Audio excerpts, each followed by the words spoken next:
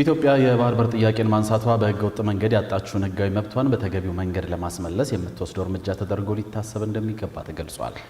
ዝግጅት ክፍላችን ያነጋገራቸው የታሪክ ተመራማሪው ፕሮፌሰር አደም ካሚል ለኢትዮጵያ የባህር በር ጥያቄን ማንሳት እንደ ጥፋት ይቆጠር የነበረበት ጊዜ አብቅቶ አሁን የመብት ጥያቄ ሆኗል ነው ያሉት። ፕሮፌሰሩን በጉዳዩ ላይ ያነጋገረቻቸው ሪፖርተራችን መስልያ ሀሺም ተጨማሪ ዘገባ አላት።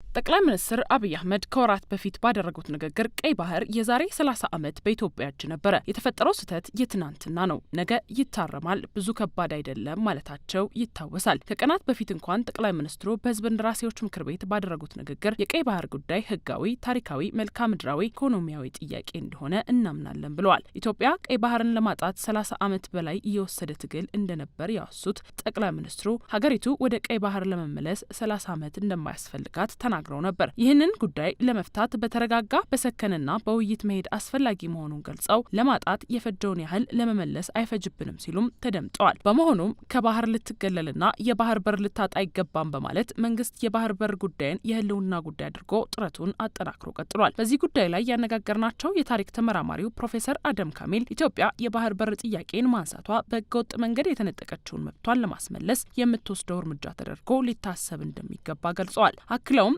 የቀይ ባህር መጠሪያ ስያሜው እንኳን የኢትዮጵያ መሆኑን ታሪካዊ ዳራው ያሳያል ያሉት ተመራማሪው ኢትዮጵያ የባህር በር ያጣችበት መንገድ የኢትዮጵያ ህዝብ ያልወሰነው ወኪሎቹ ያላዩትና ያልተስማሙበት ጉዳይ መሆኑን አንስተዋል። በህገወጥ መንገድ ያጣችው መብቷን ለማስመለስ ነው ጥረት እያደረገች ያለችው። የቀይ ባህር ማን ነው ያሳጣል? እንዴት ነው ያጣ ነው? የኛው ቁርበት ስያሜው እኮ ቀይ ባህር አልነበረም። ከጥንትም ጀምሮ ባህር ነጋሽ በመባል ነበር የሚታወቀው። ማለት ነጃሽ ማለት አክሱም ላይ የነበረው መንግስት ወይም ንጉስ የሱ ስያሜ መጠሪያ ነው። ስለዚህ ቀይ ባህር ከጥንት ጀምሮ የኢትዮጵያ ንብረት ነው። ከጥንት ጀምሮ ጥሩ ቀይ ባህር እንድናጣ ስናረግ የትኛው ነው ኢትዮጵያ በር ለማን ያጸደቀው? የኢትዮጵያ ዜጋ እስኪ ማን አለ የፈረመ ቀይ ባህርን ልጣ ብሎ? ማሽ ያ የግለሰብ አስተሳሰብ ነው ለዚህ ያበቃል። ኢትዮጵያ ከባህር በር ውጪ እንድትሆንና ኤርትራ ከኢትዮጵያ እንድትገነጠል የግብጾች ሚና ከፍተኛ እንደነበር የሚያስረዱት ፕሮፌሰር አደም ካሚል በወቅቱ የግብጾች ሚና እስከምን ድረስ እንደነበር ያስረዳሉ። ማን ነው ግን እንዲገነጠል ያደረገው? ኤርትራን የፈጠረው ማን ነው የሚለው የግብጾች ሚና ነበረበት። ቡጥሮስ ጋሊ የሚባል የተባበሩት መንግስታት ለ4 ዓመት ያገለገለ ግብጻዊ እሱ ነው ይሄን ትልቅ ሚና የተጫወተው። ምክንያቱም ጅቡቲ አረበኛ ተናጋሪ ባትሆን ወስደው የአረብ ሊግ አባል አደረጓት። ሶማሌም የአረብ ሊግ አባል አደረጓት። ስለዚህ ያ የግብጽ ተወካይ ሲንቀሳቀስ በዛ ኤሪያ ኢትዮጵያን ከቀይ ባህር ማራቅ ያስፈልጋል፣ አዲስ የምትወለድ ኤርትራ የምትባል 23ኛ የአረብ ሊግ አባል የምትሆን መፍጠር አለብን ብሎ ነው የተንቀሳቀሰው።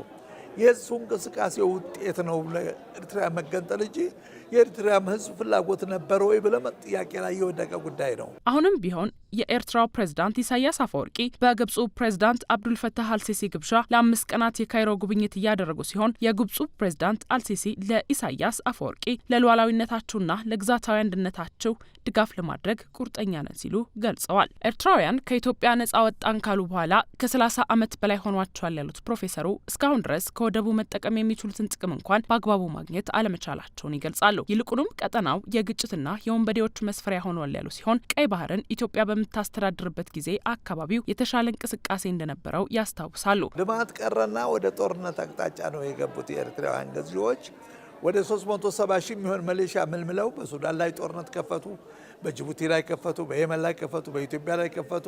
ምንም ሰላምና መረጋጋት አላመጡምና የቀይ ባህር ጉዳይ ኢትዮጵያ በምታስተዳድርበት ጊዜ ቀይ ባህር የሰላም ኤሪያ ነበረ። የአካባቢ መርከቦች እንደ ልብ ይንቀሳቀሱ ነበር። ይሄ አሁን የምናያቸው አሁን ሁሲዎች የምንላቸው ወይም የባህር ወንበዶች የሚባሉ ነገር አልነበረም። ተመራማሪው ኤርትራ ነጻ ወጣሁ ካለች በኋላ አሁንም የኤርትራ ሕዝብም ነጻ ነህ ከመባሉ ውጪ ያገኘው ጥቅም የለም ያሉ ሲሆን ኢትዮጵያ የባህር በር የማግኘት መብቷ እንዲጠበቅ በተረጋጋ መንገድ በንግግር ችግሮችን ተወያይቶ ማስፈጸም እንደሚገባ አሳስበዋል። በአሁኑ ጊዜ ደግሞ የኤርትራ ሕዝብ ምንም አልተጠቀመም ከነጻነት አገኘው ካለ በኋላ። ስለዚህ ያ ባለበት ሁኔታ ላይ እኛ ጦርነት አስከፊ መሆኑን እናውቃለን። 135 ሚሊዮን መቼም 3 ሚሊዮንን ማሸነፍ አያቅተውም። ከፈለገ ግን ወደዛ ጦርነት መግባቱ አስፈላጊ ላይሆን ይችላል። በሰላማዊ መንገድ በመደራደር በመወያየት ለነሱም ጥቅም ሲባል ለኤርትራም ሕዝብ ጥቅም ሲባል በሰላማዊ መንገድ የቀይ ባህር ወደ ባለቤቱ መመለሱ አስፈላጊ ነው ማለት እንችላለን። ስለዚህ የትኛውም ደም ብትሄጂ ቀይ ባህርን ኢትዮጵያ ትጣ ብሎ የተወሰነ የፈረመ አንድም አካል አታገኘም። ስለዚህ ጥያቄያችን ህጋዊ ነው። ያጣነውን ንብረታችንን ያላግባብ ይመለስልን ብለን እየጠየቅን ያለ ነው ማለት ነው። ለኢትዮጵያ የህዳሴ ግድብን ማጠናቀቅ በብዙ ፈተናዎች የተሞላ እንደነበር፣ ነገር ግን በድል ማጠናቀቋ አንድ ከሆንን ማሳካት የማንችለው ነገር አለመኖሩን ማሳያ ነው ያሉት ፕሮፌሰር አደም ካሚል የቀይ ባህር ጉዳይ እንደ ህዳሴ ግድቡ ሁሉ የሁሉም ኢትዮጵያውያን የጋራ ጉዳይ በመሆኑ ሁሉም አካል በአንድነት ቆሞ ሊደገፍና ሊታገል እንደሚገባ ነው የተናገሩት።